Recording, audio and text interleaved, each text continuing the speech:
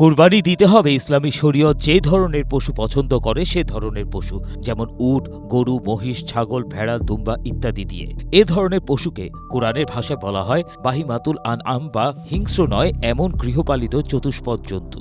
কোরবানির পশু কেমন হবে সেই সম্পর্কে হযরত জাবের রাদিয়াল্লাহু আনহু থেকে বর্ণিত হাদিসে রাসূলুল্লাহ সাল্লাল্লাহু আলাইহি ওয়াসাল্লাম বলেছেন, তোমরা চেষ্টা করবে কোরবানির জন্য নির্দিষ্ট বয়সের পশু নির্বাচন করতে।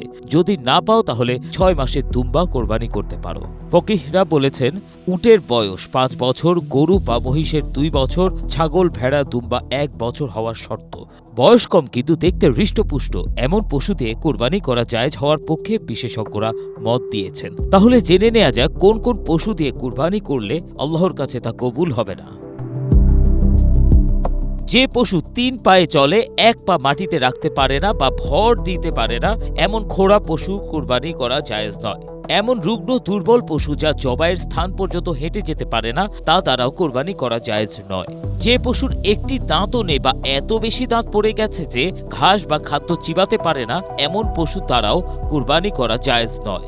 যে পশুর শিং একেবারে গোড়া থেকে ভেঙে গেছে, যে কারণে মস্তিষ্ক ক্ষতিগ্রস্ত হয়েছে, সে পশুও কোরবানি করা জায়েজ নয়। তবে যে পশুর অর্ধেক শিং বা কিছু শিং ফেটে গেছে বা ভেঙে গেছে বা শিং একেবারেই উঠেনি, সেই পশু কোরবানি করা জায়েজ আছে। যে পশুর লেজ বা কোনো কান অর্ধেক বা তার বেশি কাটা, সেই পশু দ্বারা কোরবানি জায়েজ নয়।